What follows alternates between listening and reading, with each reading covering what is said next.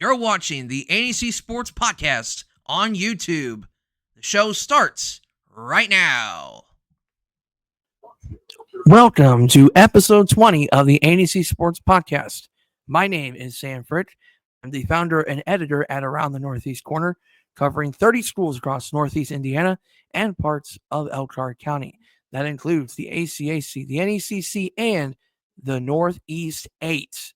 And so, girls wrestling completed the regional round, and so we have one more week of girls wrestling season as they play in their first ever state finals, sanctioned by the IHSAA. It'll be taking place at what was then known as the Indiana Farmers Coliseum. Some people still call it the Pepsi Coliseum. And we have several local wrestlers that advanced to the state finals, one of which was the New Haven Bulldogs, who actually won the regional hosted by Rochester, as the Rochester Zebras were the host of that regional. And New Haven won their first ever regional since the IHSA sanctioned girls wrestling here. So if we can here, we'll go ahead and shift over and just kind of take a look at what we've seen with regionals over the weekend. And as you can see here, as you can see here with regionals at Rochester, New Haven won the regional with 130.5 points. Columbia City second at 91. Western in third at 85. Clinton Prairie with 82 points. So for time-consuming reasons, we're only just going to look at New Haven and Columbia City, at least for top performers, and then we'll look at anyone else from that regional that stands out in terms of local wrestlers. So obviously New Haven's advancing to the state finals as a team. We did have 3 regional champions taking place in the Rochester regional. Isabel Ocampo finished first in the 115. Vanessa Ocampo first place in 130. You had Olivia Bodie in second in the 155. Heaven Gardner in first place in the 170. And then Diezia McGee fourth place in the 235. Nonetheless, the wrestling team is going to the state finals. Columbia City plays in second with 91 points. And we had several ladies finishing second or third, which includes Letza Spalding in the 120, Faye Wethria in the 125, Hannah Magger in the 140 finished second, and then Michaela Clifford finishing third in the 190. So those are the 2 notable performers from New Haven, Columbia City that did well in the regionals. See, looking at other schools, Huntington North had a regional champion over the weekend, and that would be Aubrey Troutner. She finished in first place in the 140. So she is the lone Huntington North Viking to advance to the state finals because Huntington North did not qualify as a team. And that's pretty much it for that regional. And then we're going to go ahead and quickly get to the regional hosted by Alexandria, where the Jay County Patriots finished in second place with 115 points, trailing only to Franklin Central, 133. Warren Central had 111.5 points. Southport at 89. So looking at Jay County, the Patriots, they had several girls finishing third place, but obviously the notable first place performer, Mallory Winter, in the 170 bracket, she won the regional, but including others, Caitlin Rolls in third, the 100, Tatiana Willis, third place in the 110, Brenna Rubel, third place in the 120, Lena Lingo in third place in the 135. So Jay County's going to have some nice representation in the state finals as well. I believe they were the only team in our area to participate in this regional. And then lastly, we have the regional hosted by Goshen. And this regional was won by the Maryville Pirates at a 148.5 points. Maryville dominated this regional. Crown Point took second, 98 points. East Snowball took third at 65.5 points. Looking at East Snowball, all but one girl finished either third or fourth place in their respective classes. Marissa Schneider, third place in the 115. Natalie Spidell in third place in the 120. Elaine Lyons in fourth place in the 145. And then Kaylin Graves in third place in the 235. So all four of these girls I just mentioned here, they are going to the state finals. And at the old Indiana Farmers Coliseum, you looked at Garrett. Garrett finished 5th place as a team. They'll have 2 girls going to the state finals, and those have been their 2 best wrestlers all season long. Nevaeh Wilson, the 130, and Rain Trineri in the 155. Both regional champions. Both are state bound. Looking at other notable local wrestlers here, let's go ahead and look at Lakeland, the Lakeland Lakers. Let's see. One girl is going to state from Lakeland, and that is Naomi Arroyo. She placed 2nd in the 190. So Arroyo is going to be the lone Laker going to the state finals. And then you had, Prairie Heights. Excuse me, I'm not used to this website here. Prairie Heights, one girl is going to state finals, which is Christian Lewis in 3rd place in the 125. Congratulations to Christian Lewis. And that's about it in terms of girls wrestling. So one more week left. It will be on Friday. It will take place at the Indiana Farmers Coliseum. Again, it is no longer the Indiana Farmers Coliseum. It's a different name, but just remember, it is the same facility. It is formerly known as the Indiana Farmers Coliseum. It'll take place on Friday. Shifting over to boys wrestling. And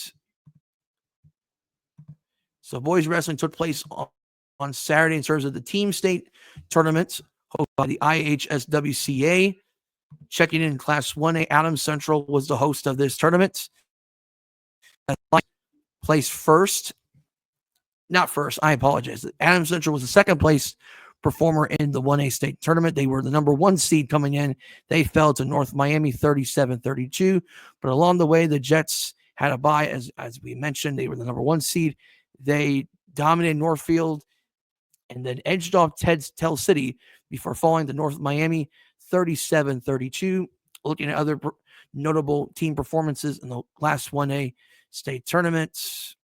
Let's see, just trying to making sure I look here briefly. South Adams, they were upset by Alexandria 41-40. Obviously, there were consolation matchups as well, as Eastside placed 6th place in the from the consolation round. Eastside had a competitive tournament. They actually beat Rossville in the first round before falling to hands of Rensselaer Central 37-33. In Class 2A, our lone state champion from the ANEC area came from Garrett, the other number 1 seed representing ANEC Sports. Garrett defeated Bishop Chatard 49-21 and then defeated Belmont 49-27 before dying Delta in the championship round 50-27. Jade County was the host in Class 2A. Belmont had a bye as the 4 seed. They defeated Mount Vernon 68-9 before falling to the Garrett Railroaders in Class 2A. Belmont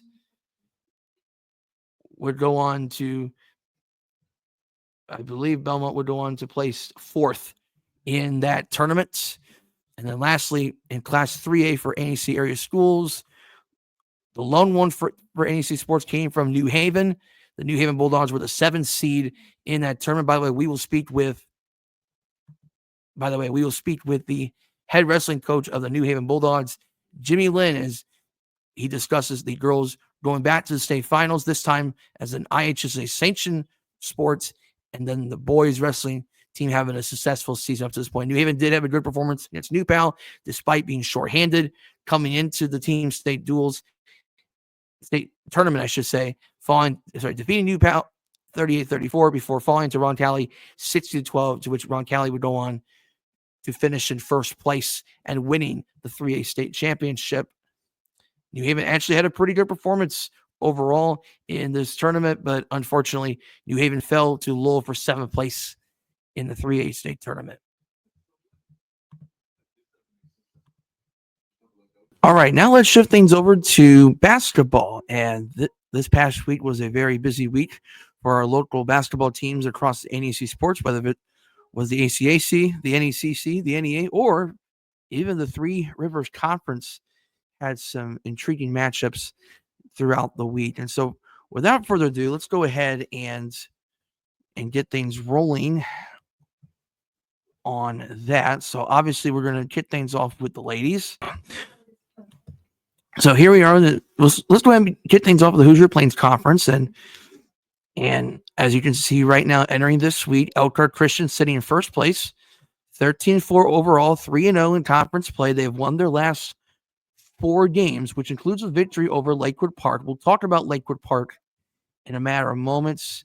As you can see, Lakewood Park, they played them yesterday, and it was a 52-36 ECA victory for the Eagles. As you can see, we have 2 ANEC teams in this conference. Bethany Christian still has not won a game since the season opener. They are 1-13 going into this week. They've lost their last 13 games. Again, injuries have been a problem for Bethany Christian as of late, let alone the fact this is a rebuilding season for the Bruins after graduating a lot of talented players from the previous season, which includes Mariah Stolzfus having a great year at Grace College. You got Zoe Willems at Bethany Christian. And so obviously those 2 players were a key part of Bethany's success.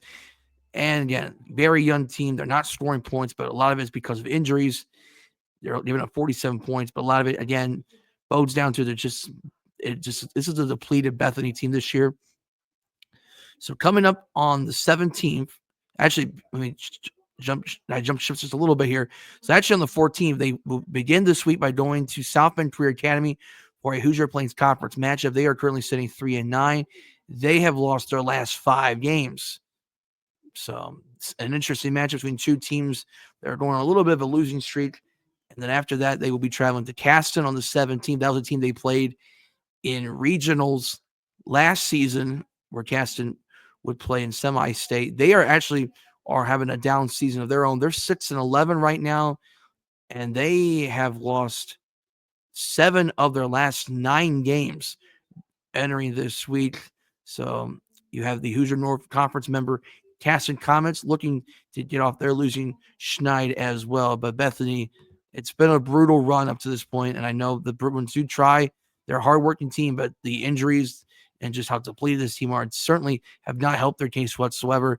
And then you have the Hamilton Marines, 2-10, and the only 2 wins coming against Canterbury in overtime back on the 16th of November, and then a 50-15 win over Pennsylvania, Michigan on December 11th. Since then, it's been losses. Since then, although they did show some fight against Trinity Greenlawn January 11th, which was Saturday, they have just 3 games left on the season. They actually do not play this week, ironically enough. So just 3 games left, all at home. It will be against Lakeland on the 24th, Bethany on the 25th, and then Clinton Christian on the 28th before they kick off the postseason. Yeah, Hamilton just 15 games this season for the Hamilton Marines. That's the way things have been lately for Hamilton basketball. Let's go with the Three Rivers Conference, and then we'll shift over to the NECC. As things stand right now for the TRC, Whitco sits in first place in the TRC, 11-3 overall, 6-0 in conference play. Winners of their last 3 games, which includes 2 quality wins over the Wabash Apaches on the road and at Rochester just yesterday, which at the time of this recording. So about Saturday afternoon. So the Wabash game, Whitco dominated the whole way through in a balanced scoring effort. And then the Rochester game, an intriguing matchup there because Rochester actually started the game on a 10-0 run to begin the contest. Whitco actually only led by, 5 points with about 4 or 5 minutes to go in the contest. And then Whitco just got hot in the 4th quarter. I think it started with Adriana Phillips 3. And then from there, Whitco finished the game on a 12-2 run as the Cats would pull away with a 14-point win at Rochester. They do continue their road trip this week as they will wrap up their season-long 4-game road trip. Actually, you might want to call it 6-game road trip if you count the Huntington shootout. And then, if you count the Huntington North shootout, you probably would count it as, 6 games. So they actually will be at Lakewood Park on the 16th of January. I will probably have a preview of this matchup because I want to talk about Lakewood Park a little bit. And I do want to talk more about Whitcoe. So that's an intriguing matchup. And then on the 18th, they go back to conference play as they travel to Southwood. But Whitcoe's going to have an opportunity to clinch the TRC as they have just 3 conference teams to go. Although next week will be a pivotal week for the Whitcoe Wildcats. If they can get that win on Saturday against Southwood, the rest of their conference games will take place next week when they travel to Maconaquah and Northfield on the 23rd and 25th. So they can get things wrapped up right before the draw. So that's how the TRC looks. We then go to the Northeast Corner Conference. This week is conference tourney week for the NECC. I will have some type of breakdown of the NECC tournament in a later video and whatnot. But as things stand entering tournament week, Eastside and Central Noble are in a 2-way tie for first place. Eastside 16-1, Central Noble 10-6. The Blazers had won their first 14 games, which is a school record at Eastside. That streak ended against Belmont on the 3rd, where the Braves held on to beat the Blazers 54-52. Despite leading by 6 late in the contest, they responded with 2 nice wins against DeKalb in the Old Butler Gymnasium on the 7th, and then just a couple days ago on the 11th of January, the Eastside Blazers defeated the Fairfield Falcons 44-35. They begin conference tournament play on Tuesday when they travel to West Noble, a team that they will play again exactly 1 week from the conference tournament game. I will talk more about the tournament brackets in a separate video. Looking at Central Noble, they are 10-6, 7-0 in conference play. They had lost 3 consecutive games going into that matchup against Garrett's on Friday. And as a matter of fact, Central Noble actually trailed most of the game, if not, and especially late in the contest, trailing by as many as 15 points. And Central Noble came storming back to defeat the Garrett Railroaders 47-44, led by Abby Pleats 12 points to end the 3-game schneid. They have a bye, quote unquote bye, but really it's just a later date. I mean, from the original day. So the tournament begins on the 14th. They will host Lakeland on the 15th of January, which that will be a quarterfinal matchup between the Cougars and the Lakers, a rematch from November 26th, where Central Noble dominates with a 55-28 win. And as you can see, Fairfield 6-1 in conference play, 12-3 overall. Fairfield is still very much alive in the NECC race, despite the loss to Eastside. They actually led by 10 points to begin the contest, and Taylor Mack had a 3 at the buzzer to end the second quarter, which capped off an 18-2 second quarter run by the Eastside Blazers. And despite Fairfield's best efforts, I think they cut it to about 5 points early in the fourth quarter. Eastside held on and really just pulled away in the end, winning this game 44-35. Fairfield does have a bye, and actually a real bye, because they won't know who they're going to play until the conclusion of that first round matchup between the Fremont Eagles and the Cherubusco Eagles. Fremont is going to be hosting Busco on the 14th. They were at Busco back on Friday, and they beat them 56-31, led by balanced scoring, which includes a 16-point performance from Addie Paul. From there, I mean, we'll talk more about the conference tournament bracket in a separate video, but I'm curious to see how this tournament plays out, at least early on in conference play. And then we shift over to the ACAC. And what's funny about the ACAC tournament standings is a conference championship has been decided. And on Friday, the Bluffton Tigers clinched an outright conference championship due to tiebreaker rules by the score of 75-45. Now, keep in mind, Jay County was actually in this game for most of the first half. I think Jay County even led at parts of that first quarter against Bluffton. Hallie Schwiener had a tremendous performance against Bluffton. I think she had 32 points in that contest. Really, she kept this team in it for as long as they could. Jay County did play hard, but in the end, Bluffton Tigers are just too talented of a team, just way too big in the interior. I think they had 51 rebounds, 28 offensive boards, and then they made, 12 threes, 6 of them coming from Madison Sorensen, who is one of our nominees for ANEC Performer of the Week for girls basketball. And Bluffton, after that loss to Belmont on the 4th, they come back 6 days later, dominate the Jay County Patriots, put the ACAC title to bed for their first ever conference championship in girls basketball. And now we shift over to the ACAC tournament, where they will open the tournament on Tuesday when they travel to Woodburn to take on the Woodland Warriors, a rematch from their December 13th home matchup, where Bluffton won that matchup 66-43, despite Alyssa Anderson's impact on the glass. Will be interesting to see how this one goes, because Bluffton and Woodland have already met 3 times in the past 2 seasons. Woodland beat them in the ACAC tournament semifinals last year at Edge. And there's an opportunity for these 2 teams to meet 2 more times this week, and then possibly in sectionals, because now Woodland is in 2A. So there is a potential for 3 meetings between these 2 teams. And anytime you have to play Alyssa Anderson 3 times in a single season, it does give me a little bit of nerves at first, thinking like, so how's Bluffton going to be able to beat Alyssa Anderson 3 times?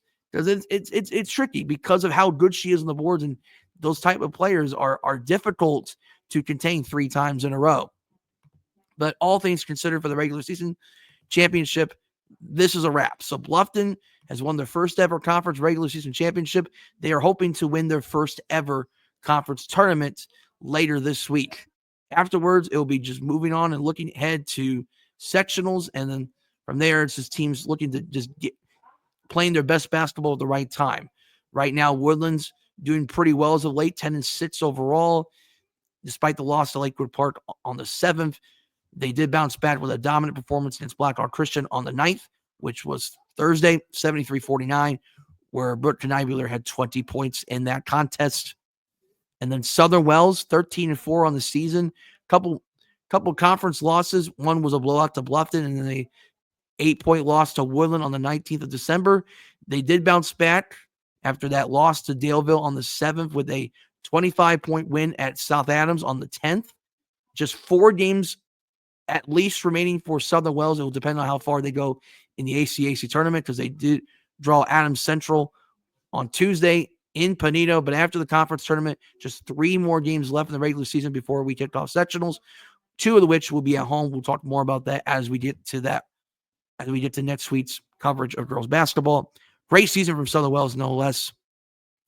But it does feel weird that Jay County is not going to be winning conference championship this year. We'll talk more about the ACAC tournament in a separate video. And then lastly, let's take a look at the Northeast States.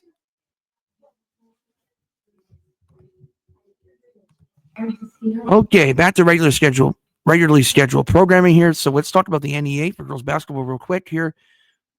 Obviously, what stands out here in the NEA, Belmont is now sitting in first place in the NEA with their win over Columbia City on Friday, 53-41. And I mean, the score doesn't really indicate just how dominant that win was for the Belmont Braves, who I think they led by as many as 16 points in that contest, shot around 40%, 44% the whole game, including 50% in the second half. Columbia City just never got things going in this game whatsoever. 27% shooting, no threes whatsoever, just 60% from the free throw line. It was not a good performance whatsoever for Columbia City. And Belmont just played incredible defense, and they were the aggressors the whole game. And anybody from Columbia City would tell you, yeah, not the best game whatsoever for Columbia City. And I mean, if there's any time you can pick a bad game, you might as well just pick a bad game now, because it's better to pick a bad game now than picking a bad game in the postseason. But that was rough. But anyway, back to Belmont. Great performance for the Braves, 15-1. Obviously, their lone loss coming against Homestead back on November 29th. And other than that, they have won every single test that they've had so far, even against the likes of the Woodlands, the likes of the Jay Counties, the Lures, the East Nobles, the Carrolls, the East Sides, the Bluftons, Columbia Cities. They have done all that so far through their man defense, through very balanced scoring, through some strong depth, good defense, just good team basketball all around. There's nothing with Belmont that has anything flashy. They're just playing great team basketball so far. And that's where the Belmont Braves have done such a good job this year, is playing cohesive team basketball. And so this is a big week for Norwell. And we're going to be talking with the senior out of Norwell, Vanessa Rosswurm, who's going to help us preview the ANEC game of the week between the Belmont Braves and the Norwell Knights in the TP in Decatur. But before that, Belmont's going to have a big road game on Tuesday. They're going to be going to Northrop, take on the Northrop Bruins, who are coming off a nice win against Snyder, 52-42 back on the 10th. And then just one night later, they won at Faith Christian 73-32. Those two wins helped snap a 3-game losing streak, which includes getting swept by Noblesville and Whitco in the Huntington North Holiday Hoop Shootout. But a good test for the Belmont Braves as they prepare for the Norwell Knights in a crucial NE8 conference game that will more than likely decide the NE8, although it's not a sure thing. Columbia City still has something to play for, because if Belmont loses to Norwell, Columbia City obviously has to win out with their conference games. And so there's that situation pending. But Tuesday at Wawa C could be a special night for Addis Baxter of the Columbia City Eagles. She only needs, from my count, 14 points to become the school's all-time leading scorer for girls basketball in the history of Columbia City. Connie Myers has held this record for 25 years. Ironically, it's been 25 years since they've had any success in the playoffs as regarding to postseason championships. So it's going to be a kind of a full circle moment for Columbia City as they hope to rewrite some history for girls basketball. Keep in mind that Addie Baxter did reach the career assist mark at Columbia City back on Tuesday against Carroll, 74-48, where the previous mark was 440 from Marissa Cook, the 98 grad. And for Columbia City, she's now the assist leader for the program, now pursuing and knocking on the door of becoming the school's all-time leader in girls basketball.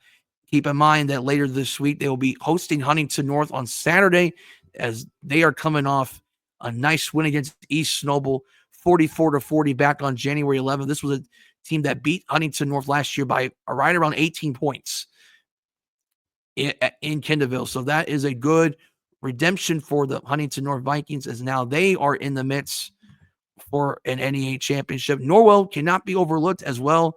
They have a game in hand in conference play. Keep in mind, they still have to reschedule this Leo game that was postponed on Friday due to the inclement weather that impacted most of the states. But they have a game on Wednesday at Bishop Dwayner, leading up to the game against Belmont on the 18th. As I mentioned earlier, that is the ANEC game of the week, as this is going to be very much an NE8 heavy week of ANEC game of the week content. And then obviously they'll have 2 more home games the following week before the season finale at East Noble on the 31st. But the big focus right now for Norwell obviously has to go through Bishop Dwayner this Wednesday, and then the matchup against the Belmont Braves. And then briefly, I just want to make sure I mention Lakewood Park real quick, because they are having a nice year, 11-5 overall. They actually were on a little bit of a nice streak here. They had won 4 of the last 6 games, and then they suffered a setback against Elkhart Christian on Saturday. But they got a decent week of home games. They will host Clinton Christian on the 14th, which is Tuesday, before the big matchup against Whitco on the 16th, which is the Thursday matchup. And then they will conclude the regular season with 3 road games in their Final Four contest. So let's go ahead and talk about the boys' side of things. And then after that, we will go right to our interviews. But let's get things off kind of like the girls. Let's kick off with the Hoosier Plains Conference, because Bethany picked up a critical win in conference play this past week as they defeated the Elkhart Christian Eagles back on the 7th, 66-48. This was a team that knocked off Bethany Christian in sectional play last year on their way to a run to semi-state. Unfortunately for Bethany, despite their best efforts, they did fall short in the hands of Ardos, a former conference rival, 50-49 back on January 10th, which is a Friday. They do have 2 home games this week, both at home. They'll be hosting South Bend Career Academy for a conference game. They are winless this year, so you would think Bethany will be heavy favorites in that matchup. And then on the 18th, there we go. So on the 18th, they will have a 5:30 varsity tip-off. That's an interesting time. They will be taking on the Bremen Lions, who currently sit at 5-6. But keep in mind that Bremen does play a very difficult schedule, as they are a first-year member of the newly formed Indiana Northern State Conference. So this is not going to be a cakewalk for the Bethany Christian Bruins on that in that starting matchup. But the Career Academy game will certainly be a warm-up game to prepare for Bremen. Keep in mind that Bethany is still very much in the race for the Hoosier Plains Conference. Trinity Greenlawn also has 2 conference wins and no losses. They are 7-2. They have won their last 6 games. So Trinity Greenlawn will definitely be a team to watch as we get down the final games of the season. And to that, we will not see these 2 teams meet until February the 21st. That is the conference finale for both Trinity Greenlawn and Bethany Christian. So the conference will more than likely come down to the second to last week of the season before we get to the playoffs, of course. And then, as you can see here, we have Hamilton at 1-7. They are losers of the last 4 games. Their lone win coming against Pennsylvania, Michigan, 65-34 back on December 11th. In their first year in the Hoosier Plains Conference, they are coming off a 34-point loss at Trinity Greenlawn, which previously, before that, was a 67-16 loss at Garrett on the 7th. They do have 2 home games this week. They will have one on Tuesday, the 14th, when they host Lakewood Park, a Lakewood Park team that is 2-7. But I think the record doesn't indicate how competitive this team has been at times. So Hamilton's going to have their hands full against Avery McFarlane and the Lakewood Park Christian Panthers before they wrap up the week going to South Bend Career Academy on the 18th. Again, Career Academy is winless on the season. So if there's an opportunity for Hamilton to get their first ever conference win as a Hoosier Plains member, Saturday could be the day to do so. Shifting over to the Rivers Conference, as you can see, the Manchester Squires have won 10 in a row. They are 3-0 in conference play, full game lead, on the Mechanical Braves.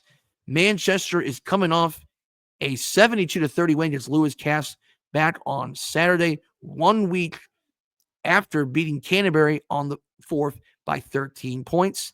They do have not 2 home games. They have 1 home game this week when they host the winless Wabash Apaches. We would expect Manchester to win that matchup. Mechanical 2-0 conference play, 6-2 overall. We're not going to spend too much time in the TRC because really the only team that matters to us is Whitco. And they did pick up a nice win on Saturday, the 11th, against Lakewood Park, 46-33. Again, what's helping Whitco winning games so far has been their defense. They're only giving up 53 points per game despite their record. And that ended a 3-game losing streak where they faced some brutal competition against the likes of Covenant Christian, Ileana Christian, Waconaquah, and then they had the loss to Rochester by 16 the night prior. So that was a good bounce back win for Whitco. They do have a game this week when they host the Southwood Knights on the 17th. Southwood currently sitting at 500, but they have lost 4 of the last 5 games, and the numbers would indicate that their numbers are pretty similar to that of Whitco. Could be one of those 50-50 contests, could swing in either direction. Again, that is the Three Rivers Conference.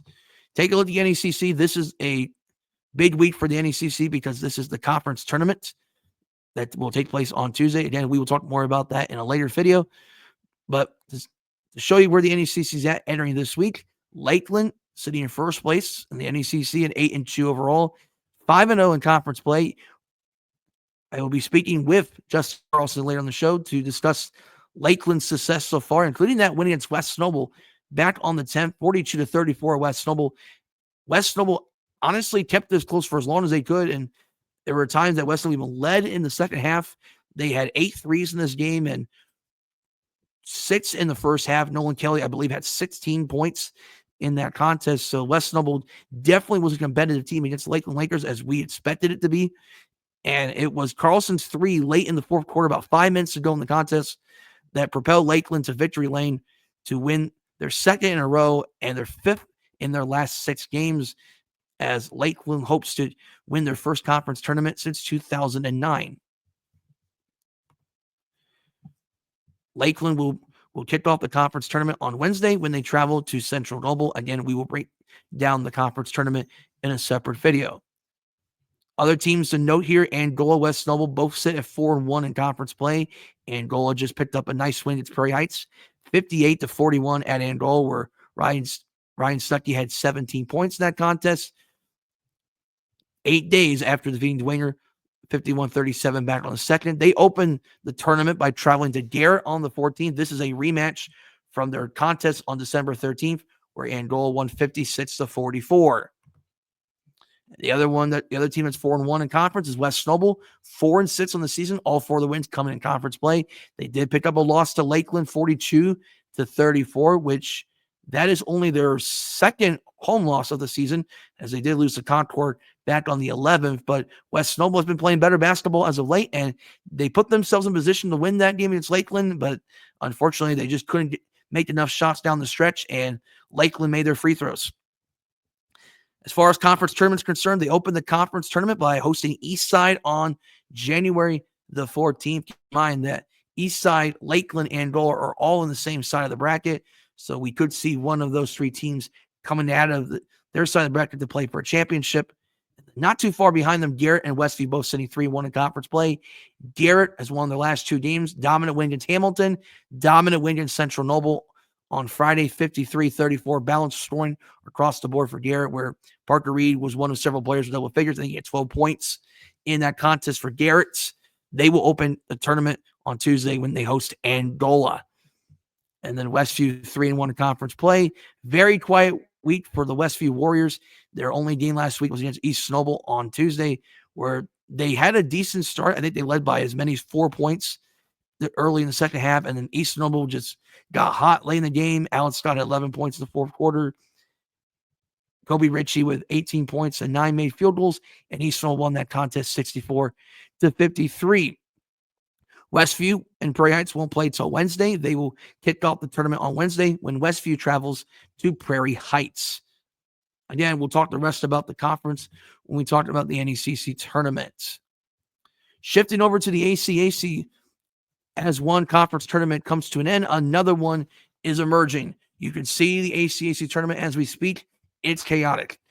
Last week, Adams Central was in control of the conference. Now this is Heritage, because Adams Central lost to Jay County on Saturday, 62-49, thanks to a balanced scoring effort from Jay County and utilizing their size and length to control the glass and defending the talented Jets. And aside from Trey Smaller, the Jets could not find any scoring depth whatsoever against the Jay County Patriots, who simply dominated this contest.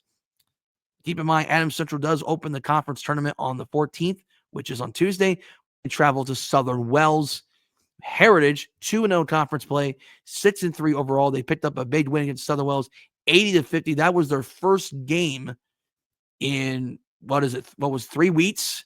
So that's a good way to get off a long break. But Heritage will have to get things rolling in the conference tournament. They actually will not be playing the ACAC tournament until January the 17th. They will wait the winner of Southern Wells or Adams Central. The winner of that contest will be the host of that semifinal matchup. So Heritage will be on the road for that semifinal matchup. And then if they were to advance, they would have a very short break leading up to the championship game, which would be on the 18th, hosted by South Adams. And then Bluffton 2-1 in conference. Woodland 2-1 in conference. Woodland did beat Bluffton on Saturday by the score of 56-40. And these two teams will meet again just 2 more days from now. So in 3 days, they're going to be playing 2 games in the span of 3 days. They'll be right back in Woodburn when the Warriors host the Bluffton Tigers on Tuesday. And then Jay County, relevant news here, 5-4 overall. They did pick up that big win against the Jets. They drew South Adams. They'll be at South Adams on the 14th. Again, we'll talk more about the actual matchups and all the specifics there in a separate video. We want to talk about the NE8 briefly, as Columbia City and New Haven are currently 2-0 in conference play. as Columbia City dominate the Belmont Braves on Saturday, 70-39, thanks to 19 points from Stratton Fuller, 17 from Olin Marshall, as the Eagles ran away in this one. As for New Haven, a little bit of a contest with DeKalb. It started off a bit sluggish in the first half. I think it was 16-12 at halftime. DeKalb kept this close as long as they could. I think it was a 10-point game with about 2-3 minutes to go in the game. It was about a 10-point game. New Haven did miss a lot of free throws second half. I think they were 5 of 14 in the second half from the free throw line. So despite their 52% shooting and 42% from three, the free throw shooting was not very good, especially in the second half. It did kept the DeKalb in the game. But in the end, Jamal Lawrence had a big second half, 16 of his 18 coming in the second half. And Jadrian Easel had 4 threes and a nice dunk to cap off New Haven's performance as the Bulldogs beat the Barons 59-40. As far as this week goes, Columbia City is going to have just the one game this week, and they will be traveling to Huntington North on January 17th.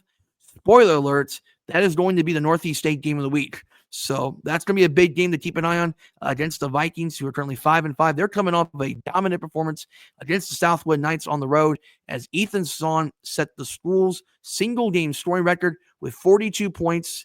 I believe he made 15 field goals, 9 from 2, 6 from 3, as the Vikings destroyed the Southwood Knights. They're averaging 59 points per game, and despite giving up 61, I don't think that's an indication of just how good this team is on both ends of the floor.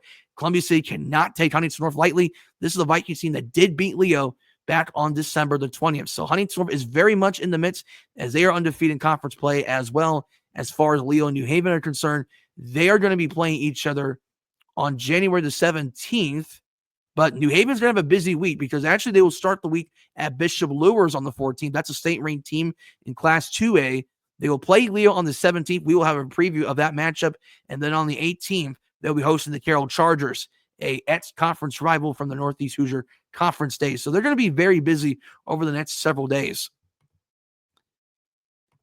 And again, with Huntington North, they'll have the Columbia City game on the 17th. They'll be at Northside on the 18th. So they're going to have some big matchups in a span of 2 days between the 17th and the 18th, Columbia City and Northside. Keep in mind, Norwell and Leo are very much in the midst. They're both 1-1 in conference play. So anytime you have a conference win already, you are still very much in the hunt as we speak. And also remember, the East Snowball and Leo, not Leo, East Snowball and Huntington North still have to make up that game from January 10th that was postponed due to inclement weather. So keep in mind that conference game will need to be made up. So that could play a huge role if Huntington North were to beat Columbia City. And then last but certainly not least, let's go ahead and briefly mention Lakewood Park. As I mentioned, they're 2-7 on the season. Picked up a nice win. Sorry, not nice win. As I mentioned earlier, Lakewood Park is 2-7, coming off a 13-point loss at the hands of Whitco. They are going to be at Hamilton on the 14th, and then they'll cap off this week when they host the Fort Wayne Canterbury Cavaliers. So that's going to do it for basketball is concerned in terms of what's coming up this week, what happened last week. So now we're going to get right to the interviews. First, you'll be seeing my interview with Vanessa Rosswurm, the star junior forward of the Norwell Knights, followed by the head wrestling coach of the New Haven Bulldogs, Jimmy Linn, and then we will cap off the interviews with Justin Carlson, the senior guard of Lakeland.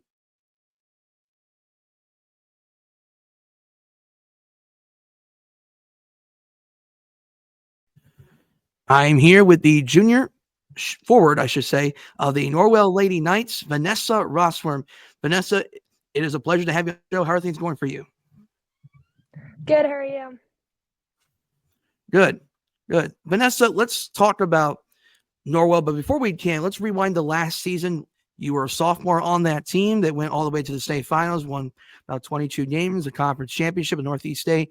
Came up just shy of winning the state championship against Gibson Southern. You played a great game both ways against Gibson Southern. Vanessa, what are some things that you learned from that season that's helped you to have the season you're having up to this point?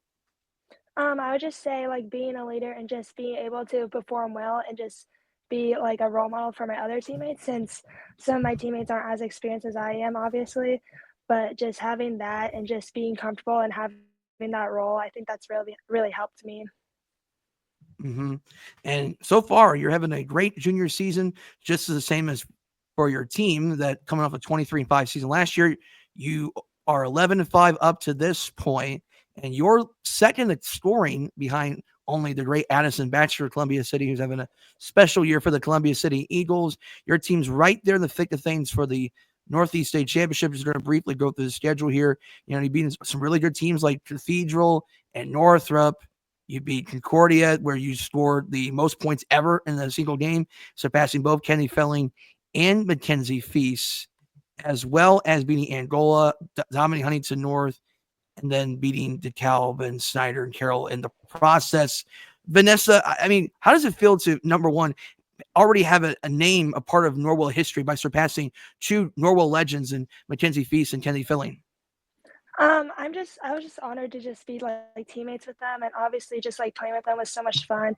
But they've also just taught me like what it takes to just like compete at that level, but also just like kind of keep my composure and just like really like play together well with like no matter like what happens. Mm-hmm.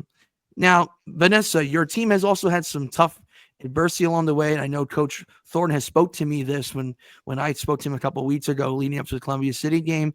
You know, your team had to learn, right? You had a different team. You had some kids coming up from junior varsity that were playing their first varsity games. And, you know, you played the Warsaws, the Homesteads, lost to Northridge by 3 points, showed some promise in those games. And then you lost to Columbia City, a big loss in the NEA, obviously, but showed some potential even the first quarter where you made 10 threes in that first quarter. And then the Noblesville game, a game where maybe you could have had that back in that Noblesville shootout and whatnot in the holiday tournament. But again, showing some promise and building the steps towards competing in the state tournament. Vanessa, where have you seen your team grow during this process, even through the wins and losses?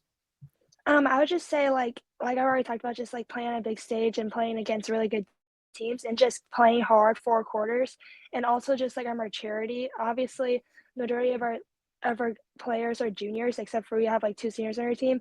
But just being able to play mature and just keeping more of our composure and just like playing together and just not worrying about like what happens and just go out there and play hard. Mm-hmm. I want to throw a little bit of a softball question, if that's fine with you. Yeah. Describe your experience with Eric Thornton and with your teammates. Yeah. Thornton's a great coach. I mean, obviously he's been coaching a while, so he knows what he's doing. I just love how invested he is into our lives, not just basketball, but also off the court too. He just wants us to be the best person we can be, and just for him, just he always pushes us to do our best, and just he lets us play free, but he also coaches us, and he has a great balance of both, and that's why I love him so much as a coach. And just like with that, and like second upon my teammates, I couldn't ask for the better teammates.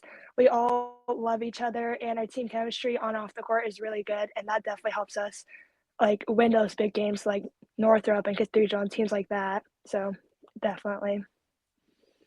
Well, judging by the 463 career wins, I hope he's been doing quite well in terms of coaching your team. So that's a lot of Yeah. wins for you to be able to say, yeah, that's a coach with a lot of credibility and whatnot. Vanessa, when we talk about you, the player, obviously you're a talented player from what you've shown from the score sheet, from what you do on defense, what you already shown as a leader on this team. If you have to describe yourself to people that don't know you, how do you want to be viewed as by people that know basketball?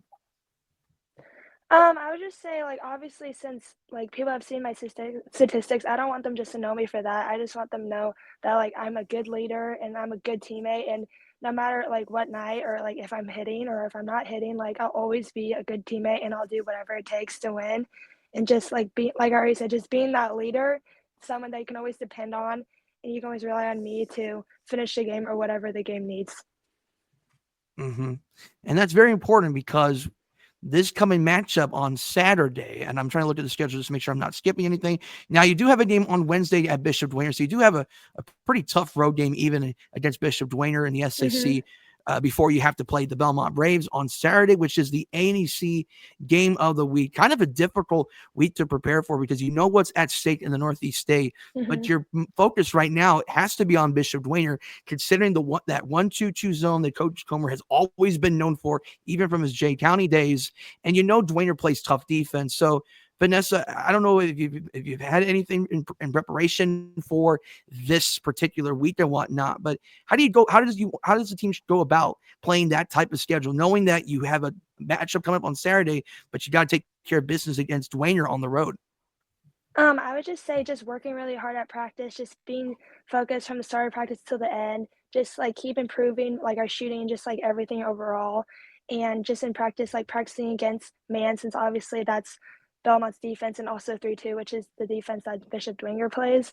I would just say, like I already said, just being consistent at practice and just keep working hard. Mm-hmm. Now, I don't want to jump too far ahead to that Dwayne game, because obviously that's your focus right now is on Bishop Dwayne.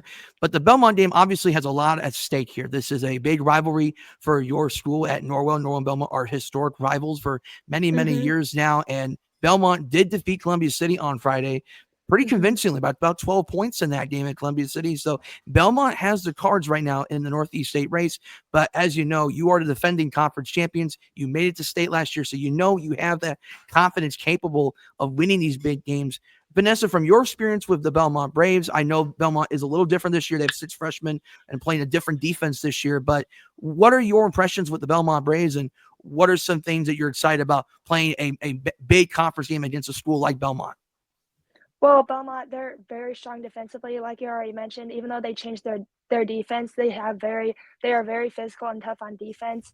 And along with that, they can drive the ball really well, and they can just you know just get after on both ends. I'm just super excited because since they're very physical and since we both like our rivals and they're also in our sectional, this will be really fun, especially at their place since it's on the road. So it'll be a good atmosphere for both teams, and this will be a good experience for not only my team but also their team. But it'll just be a really fun game, a really good atmosphere, and I'm excited to play in that. Mm-hmm. Vanessa, what has the experience been like for you as a Norwell athlete so far? This is your junior year at Norwell, but you also have played on the volleyball team and Hmm. seen a lot of growth of volleyball and nearly winning a sectional championship. So what does it mean to be a Norwell Knight?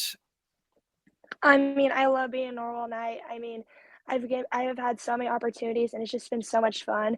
And I just give credit to like my coaches and our AD, Kobe Waybright. I mean, he's done a great job just advocating for us players and for our coaches, and like literally in any sport.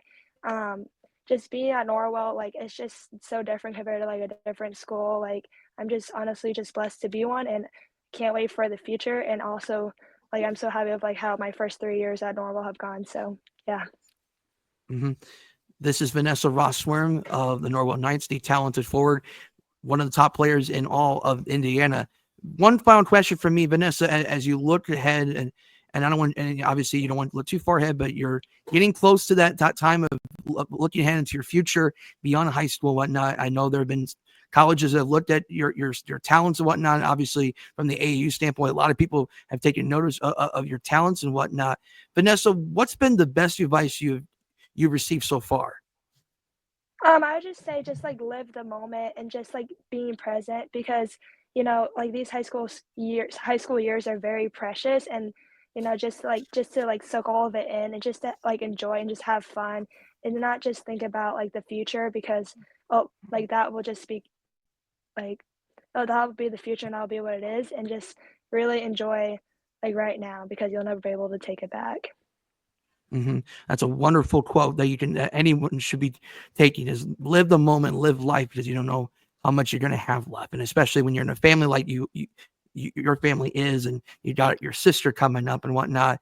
Right. So you know that the Rosswurm family tree is moving on as we speak here, but yeah, live the life. Right. So Vanessa, any final Mhm. thoughts before we let you go? No, I think I'm good. All right, Vanessa, thank you for taking the time to talk about the Norwell Knights. Good luck this as you head on the road to Dwayne on Wednesday, and then you got the big matchup on Saturday, the ANEC game of the week, Norwell at Belmont. Thank you. Thank you.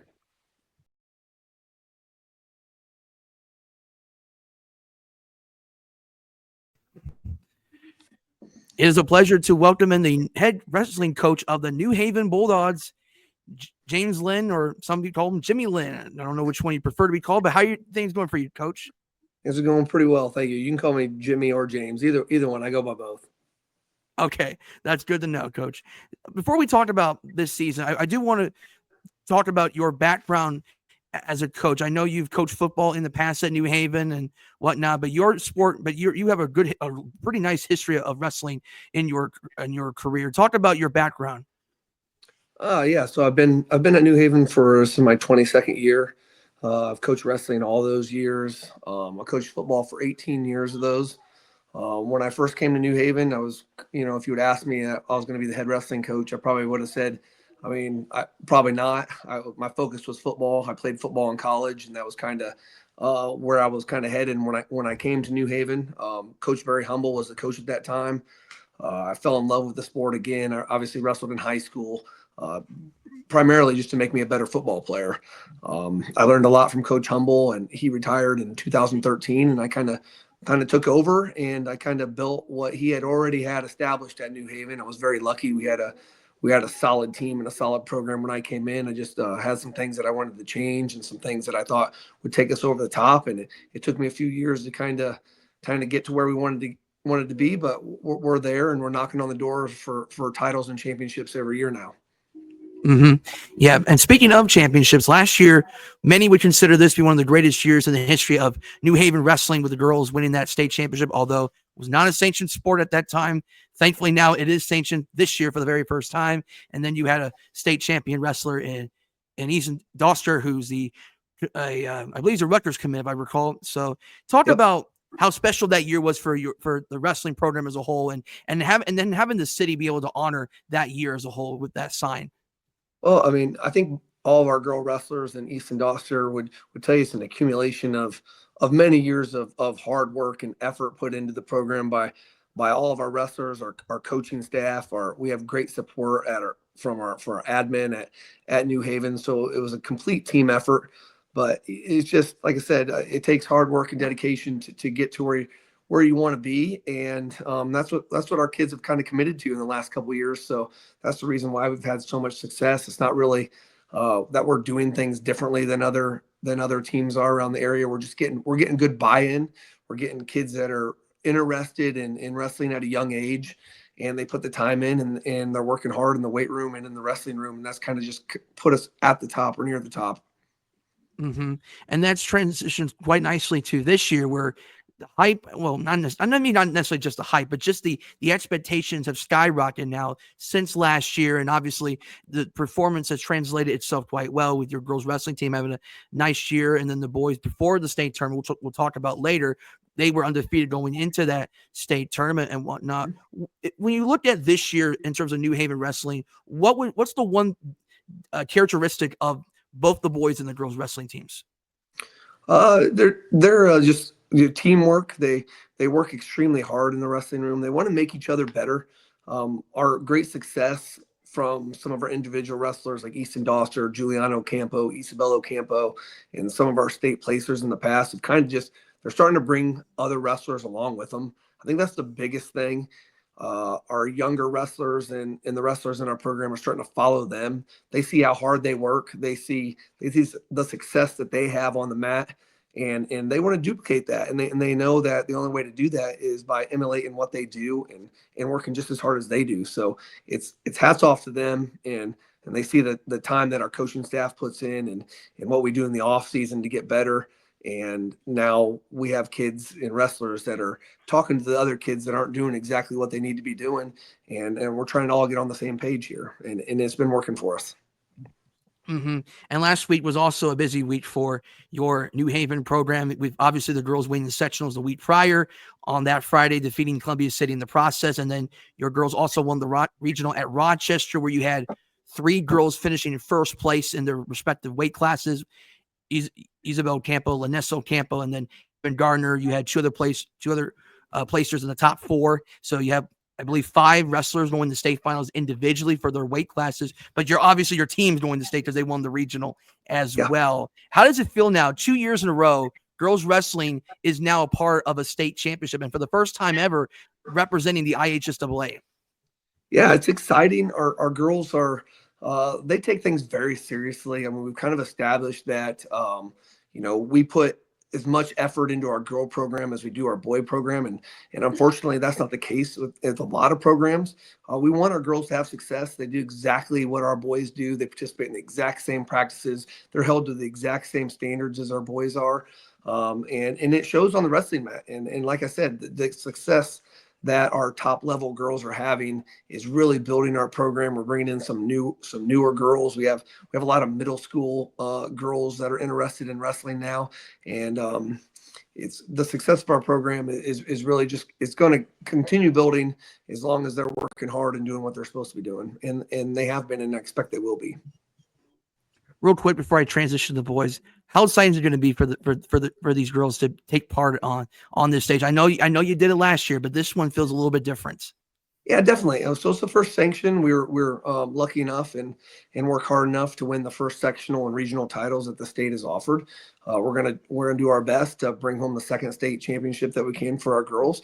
We're minus Giuliano Campo. She can only wrestle with the boys, but we got some hammers in our lineup. We got 5 girls. We got 3 regional champs. The draws came out today. I like what our draws look like. I think we can, I'll say easily, but we got a chance to get 3 girls in the finals and possibly have 3 champions. And we got Olivia Bodie. She's going to have a tough draw, but she is used to the stage. She knows exactly what she needs to do. And then Delicia McGee's a freshman at heavyweight. She'll have to take on a regional champ, but she's wrestling hard and she's wrestling well lately. And she's finally really starting to hit her stride and gain some confidence. So we're really excited. We're excited for a new venue in Indianapolis.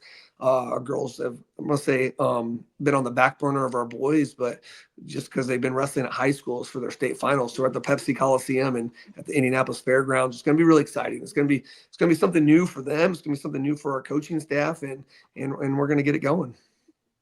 Mm-hmm. And obviously those girls are not strangers to the big spotlight, and same goes for the boys. You got 9 seniors on this boys team, and obviously you have Juliana Campbell included in there, Easton Doster's included in there, but you got some really nice athletes that go beyond that. Charles McGrant, you got Ian Amstutz, Malachi Tholner, Sean Harris, Timmy Rocha, I believe it is.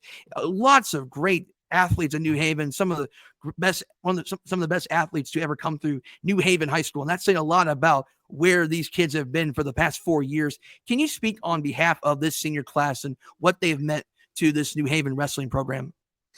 Yeah, so when I first took over the program in 2013, we kind of, one of the things that I really wanted to develop was our youth program, our wrestling club. We hadn't had it for a few years. Cody Ship used to run it, and then he stopped coaching and didn't run it anymore. So I brought that back.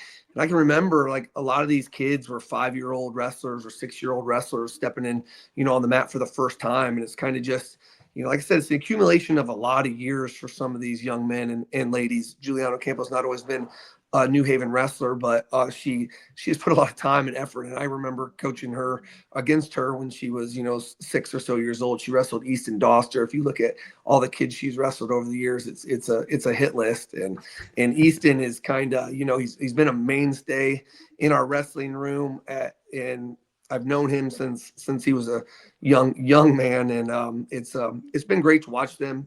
Ian Amstutz, his brother and his whole family's been involved in wrestling for years. Timmy Rocha, I've known him since he was 5 years old. So these kids and I developed a relationship along the years, and it's fun to watch them and go back and look at some of my old photos that I have coaching them in elementary duels when they were, 6, 7 years old. So it's and our assistant coaches are the same way. Harley Brand has known these kids. He's our middle school coach and a high school assistant. He's known them for since they were 5, just like I have. So the amount of time and effort that they've put in and us as coaches have helped them along the way. It's really fun to watch them mature and have a lot of success.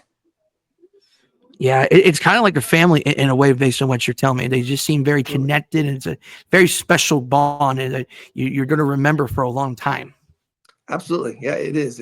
I think sports in general, I think you take a lot of things for granted. High school is such a blurb in your life, but you really, I'm still friends and buddies with my high school teammates from almost 30 years ago now. So, and they're going to remember that, and they're going to really remember the success. It's like we get together now 30 years later and we still talk about, the success or the misfortunes we had in high school and how we could have done things differently. And they're going to be the same way. And they've developed those relationships that are going to last a lifetime.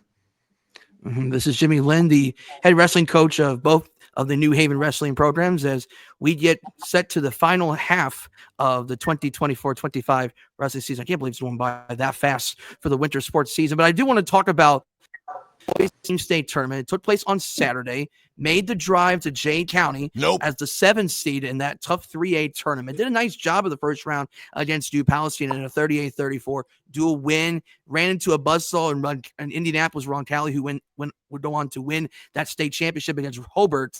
But what are some takeaways from that experience on Saturday that you can build on as you get closer and closer to the IHSA state tournament?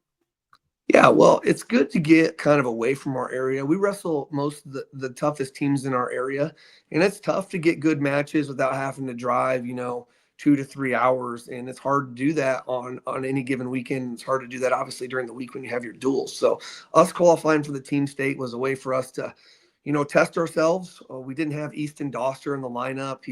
He's out with an injury, so that kind of hurt some of.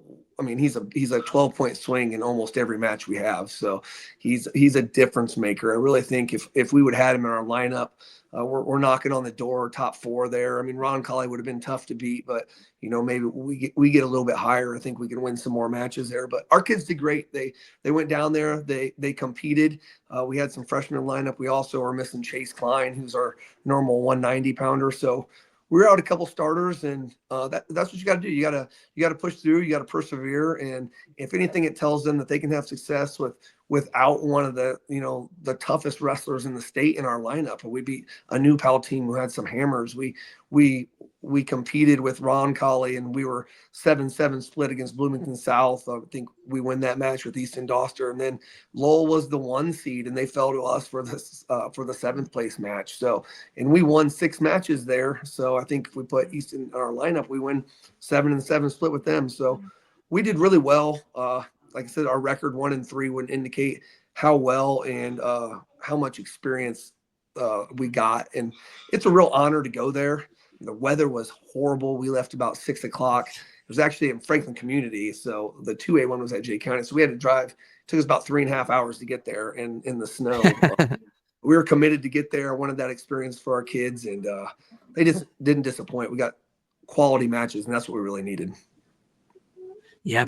Thank you for clarifying that. This was actually at Franklin schools where you took place in the state tournament. That made a huge difference when it came to travel there because of the weather and whatnot. But obviously, with your team being shorthanded, still came away with a nice performance as you get set for the last leg of the season. That's kind of where my last question comes in. As you get closer to that state tournament in the IHSAA, and now you know where you've experienced, also including that North Montgomery tournament and having the success there. So you have some momentum now going into the last leg of the season now, especially once you get into full strength. What does that last leg of the regular season look like as you prepare for the IHSA state tournament? Yeah, we still got some things we want to check off. We have one more duel with Coldwater, Ohio, and then we have a little bit of time before we need to prepare for our conference meet, which we've only won conference one time in New Haven's history, and we've never won an outright championship, and we got the first part down with the duels, so we want to make sure we win that individual title. We're not sure if we're going to have Easton Doster back for that or not, but we're going to compete regardless. Obviously, we're returning sectional champs. We want to continue to make that 2 in a row. We want to get the experience now that we kind of know where we stand with some of the elite wrestlers in the state that we can really push through. And we know now that we're not going to see a lot of those teams that we saw at Team State. We're not going to see them in the state series until state. So we kind of know where we're at. We know what we need to do. Our kids, we really just, one thing too, we need to get healthy. We need to get healthy. We need to get, and it's tough to do. The sport of wrestling it's a grind. It's not like you can't take time off because you got to make weight. You can't lessen practices because there's always something to do. There's always things you need to get better on. So, I mean, every day is a grind for these kids, and they're really enjoying it. And it's tough to do that. So hats off to them, and hats off to our coaches for, being there every day and putting in the time. I mean, wrestling for me anyway is I mean, I was there today doing stuff in the wrestling room. It's 7 days a week. It's hours upon hours, and it starts to wear on you. But this is the type of season where, we only got a couple things left, and we can see light at the end of the tunnel, and then you get kind of rejuvenated for the second season, which is the team series or the state series. Sorry. Yeah, state series. Yep. As you know, wrestling is very much a long grind, and it's a grind that's it's a process, so to speak, to build upon that finished product that you want to bring in terms of the ultimate goal for your team. Coach, any final thoughts before we let you go? No, just want to thank you for the opportunity. I think wrestling kind of takes a backseat to a lot of our local sports, the football and basketball, especially in this type of season. And our wrestlers, they love the notoriety and they love the attention and the media gives them. And we've been fortunate enough to get some of that the last couple of years. And I just want to thank you for the opportunity and giving some love to some of the area's best wrestlers. All right. Thank you, Coach. And best of luck on the rest of the season. All right. Thank you very much.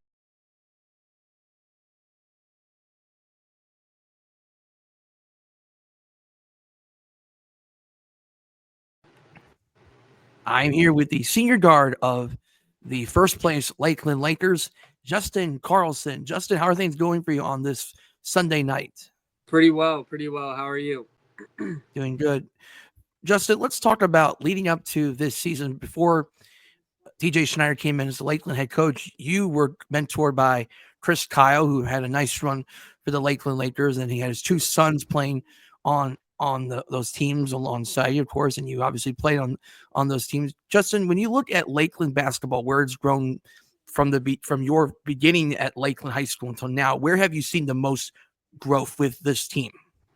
I've seen the most growth, honestly, with like building the foundation up. So like starting with the youth and the younger kids, just making sure that everything's going well from K through 12. So getting everybody ready for what they need to be ready for and getting them prepared for the big stage, which is high school.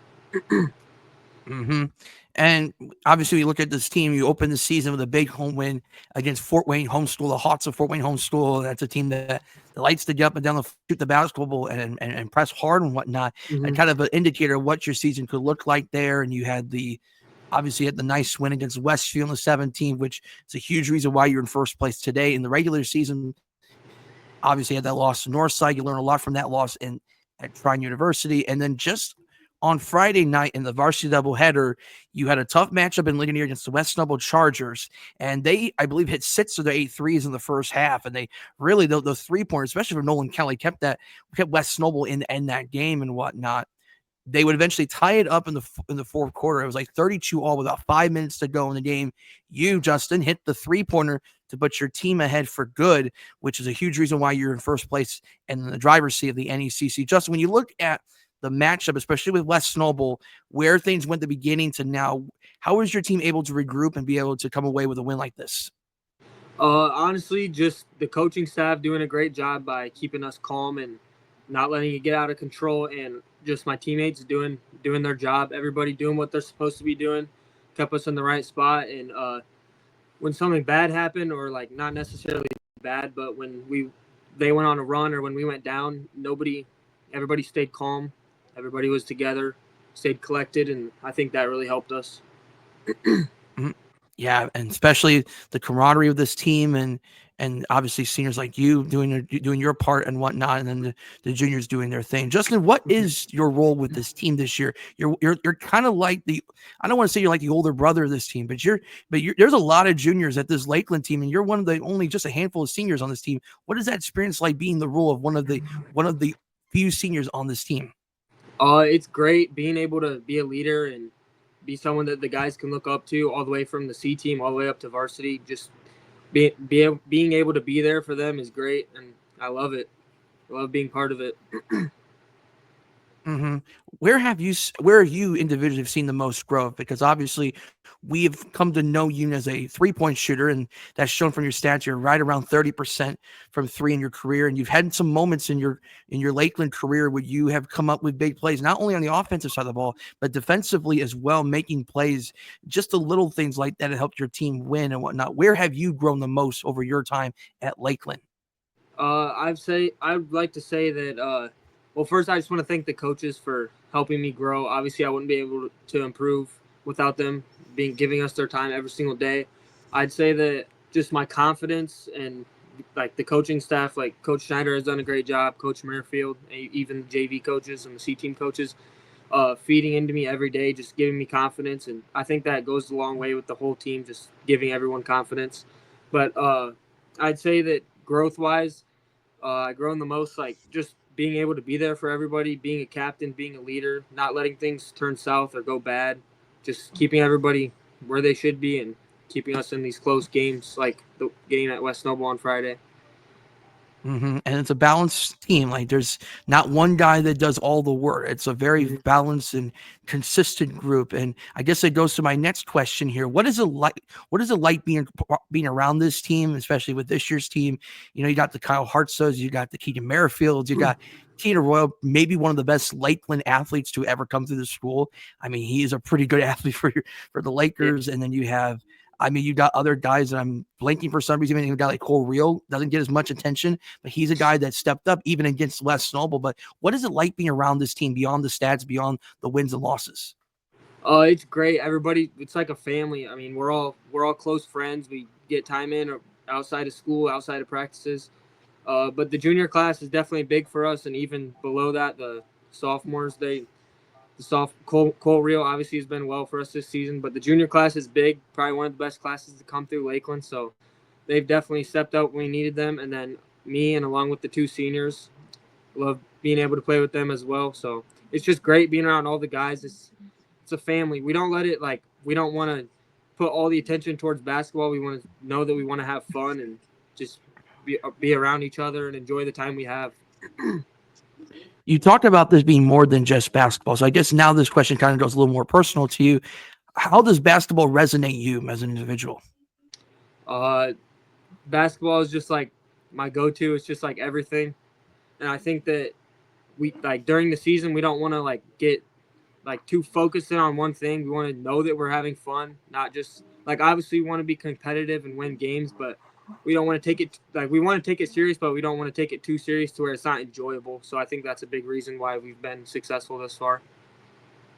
Essentially, you finding that perfect balance of being competitive, but always know that there's a place for basketball where it's not all about winning and losing games as well, which is something we can always learn in life. It's not everything. Is that sometimes in life everything has a purpose and whatnot, but we should always enjoy life just a little bit more sometimes. Yes, I think that's what you're going to hear. Yeah. So I guess my next question now goes to the NECC tournament. So you drew a quarterfinal matchup against Central Noble on Wednesday, I believe, because the first round matchups are on Tuesday. You drew a bye to the second round against Central Noble at Central Noble. Ironically, you're going to be playing them in just about a month from now in the regular season play. So this is going to be a nice preview of what to expect in conference. Last season, you lost to Westview in a heartbreaking fashion in overtime, and obviously that's one you would love to have back going this year. Looking for Lakeland's first conference tournament since 2009. You were probably just a little kid the last time Lakeland had won a conference tournament. What is it like now going into the conference tournament? You still have something to play for, and you know you want to get that check mark, right? You winning that conference tournament, bring one back to Lakeland. What is it like getting ready for this tournament? Well, we want to stay focused on one game at a time. We don't want to overlook any team because we know that any team in the NECC can hang with or play and even potentially beat any other team in the NECC on any given night. So we want to take it one game at a time and just stick to what's working and hopefully win, hopefully get through it. You talked about playing it one game at a time. So I guess this next question talks about Central Noble. This is a program that's had a lot of success over the past 6.5 years. And obviously one guy by the name of Connor Segan, probably the most well-known in that run at Central Noble. And look what he's doing in Nebraska right now, balling for in the Big Ten. So Central Noble has had plenty of history. They've won 3 conference tournaments in the last 4 years now, and the West Snowball won it just a couple years ago. Fairfield won it last year, so there's been some parity in the conference recently. Obviously, your team won the conference last year in the regular season. What stands out to you about this match against Central Noble? Because you look at that 2-day record and think, man, Central Noble isn't very good. But when you actually watch Central Noble play, they actually are going to give you a little bit of a challenge. That defense of pressure that they have could cause some issues for your team. Yeah, I think that the biggest thing about them is they play hard. I think they're well coached and they have good athletes all around 1 through 5. They're pretty well, and I think they use guys off their bench, so they're pretty deep. But they're a solid matchup. I'm looking forward to it. It should be a good game. This is Justin Carlson, the senior guard of the Lakeland Lakers, as they prepare for the conference tournament that will begin on Tuesday. Select campuses, depending on how the brackets shape out. One final question for me, Justin, as you get closer to that final regular season game as a senior, getting close to the end of this season, end of your high school basketball career. What are some memories that you're going to take away from your experience at high school that's going to take you to the next phase of life? Just being with the basketball team as a family, just everything, being from bus rides home to team meals to practices, school days, hard games we lost, games we should have won, games we should have lost. Just being with the guys was fun. Everything's great. Really enjoyed it. All right, that sounds good enough right there. Justin, any final thoughts before we let you go? Nope, I don't think so. All right, thank you, Justin, and Thank you. good luck to your Lakeland Lakers as you prepare for the NECC tournament. Thank you, Sam. That's going to do it for this episode of the NEC Sports Podcast. Tune in next week for another exciting edition of the NEC Sports Podcast for episode 21. Keep in mind that the conference tournaments will be previewed in separate videos, and this is just for time-consuming purposes. So please understand that the conference tournaments will be broken down specifically in separate videos. Until next time, this is Sam Fritz saying so long. Thank you for watching the NEC Sports Podcast.